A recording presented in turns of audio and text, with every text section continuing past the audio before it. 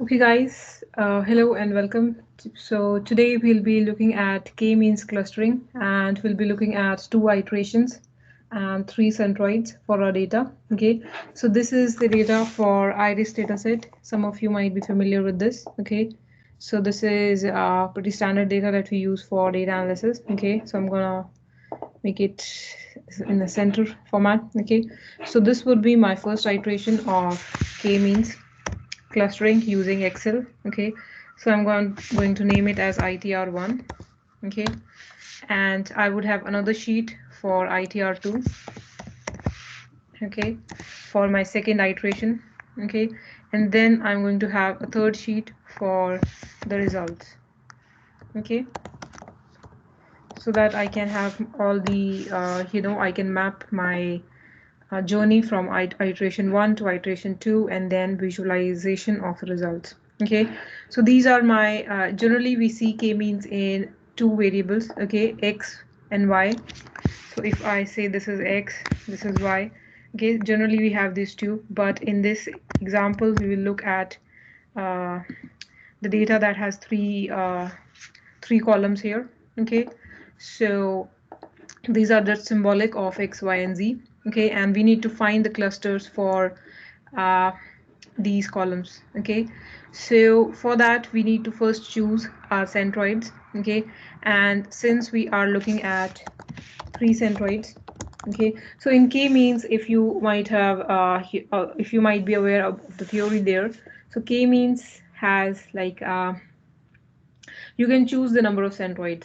Okay, so if you don't know the labels of this data, you might want to begin with two centroids. Okay, but it's given in the problem as well sometimes if you want to use three or two. Okay, and this iris data is it has a species column. Okay, and there are three levels of those species. Okay, so I know beforehand that this is my data and I'm just trying to validate the labels with the help of k-means. Okay, so that's why I'm choosing three centroids here. Okay, but according to your problem, okay, if you are asked to do a two centroid problem or a three, okay, it you can choose that for yourself. All right, so now among these variables here, okay, I would choose the three centroids from there. Okay, so for that, let me just provide the serial numbers for these observations so that it's easier to refer to this data. Okay, so I'm gonna select these two and then drag it down. Okay, so I have now 25 observations, okay, of my sepal length, sepal width, and petal length. Okay, these are the three columns. All right, now I need to find the centroid. Okay, so I'm gonna go down here and I would write centroid 1, okay, centroid 2, and centroid 3. Okay, so from among these data we have to find, we can choose randomly any row. Okay, so let me choose this one first here for centroid 1. So I have 5, 3.6, and 1.4. Okay, for centroid 2, let me choose this one here. So I have 7, 3.2, and 4.7. Okay, and for centroid 3, let me choose this one here. So 7.1, 3, and 5.9. Okay, so these are my first three centroids that I've chosen randomly. Okay, so what I need to do is now calculate the distance of each of these observations, these 25 observations from these three centroids. Okay, so we're going to do it one by one. So for that, I'm gonna create columns here. Okay, so distance 1 for my first centroid, distance 2 for the second centroid, and distance 3 for the third centroid. Okay, so let me just reduce the zoom here so that we can see everything in one screen. Okay, I'll just reduce. Okay, so this, we can see the data here. All right, so now I want to write a formula here for my Euclidean distance that I want to calculate. I want to subtract these coordinates, okay, from the centroid ones. okay, and then I want to subtract all the coordinates. So the formula is generally, if I write it here, it's if there are 3 points, so it would be square root of, okay, uh, x1 minus x2 whole square, okay, so plus y1 minus y2 whole square, and then z1 minus z2 square. Okay, so that is the formula, and we need to take the square root of that distance. Okay, so we are going to write this here. Okay, so for that, for the first, okay, I think I lost a value here, so it was 5, 3.6 and 1.4. All right, so now let me just zoom it a little bit to, okay, I think it's not allowing me now. All right, no worries. So here, let me write the formula. Okay, so is equal to, and then a bracket. Okay, so now I want to choose my data. Okay, so I want to subtract this first data point here. I will choose this b5. Okay, minus, and I think I have the missing bracket there. Okay, so I'll put a bracket, choose b5, and then I want to subtract this from the centroid one here. Okay, and then I would want to have the power of 2, so this arrow sign there and 2. Okay, so this means this is x1 minus x2 whole square. Okay, and then I want to do this for the y parameter as well. Okay, so the y coordinate, so I will choose this is my y, and minus the corresponding y for the centroid one. Okay, and then the bracket here and arrow and 2. Okay, so this is y1 minus y2 square. Okay, and then I would add the third term for z1 minus z2. So this is my z1 value. Okay, and then minus, and I'll choose this here. Okay, so this by doing this I have the formulas for x1 minus x2 whole square, y1 minus y2 whole square, z1 minus z2 whole square. Okay, so now I need to take a square root of this entire equation. Okay, so what I'm going to do here is I will put a bracket outside these all these brackets to make it one term. Okay, and then after the equal to sign I would write sqrt. Okay, so this is my formula: square root of x1 minus x2 whole square, y2 minus y1 whole square, and z2 minus z1 whole square. Okay, so these are my x1, y1, z1, and these are my x2, y2, and z2 for centroid 1. Okay, so for distance 1 column, this would be the formula, and we would drag it down to for all these rows here. Okay, so first we'll calculate for first one here. Okay, so this is my distance 1. Okay, and for distance 2, I would again write the same formula. Okay, so I would select my the first row here. Okay, and then the second centroid now. Okay, so for distance 2 I would use the values of centroid 2.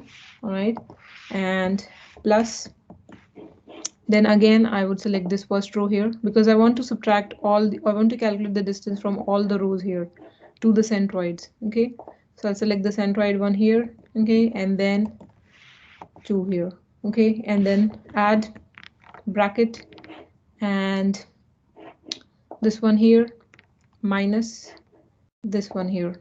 Okay, and then okay, so now I have this formula here, so I will cover this up in brackets now. Okay, and then I will write sqrt there, the square root formula. Okay, and then enter. All right, so this is my distance 2. For distance 3, again I would calculate the distances from centroid 3. Okay, so I would select this first one here minus centroid 3. Okay, and then power 2. Okay, then I would select y minus y2. Okay, and then square 2 plus, and then the third one here minus this one. Okay, and then power 2.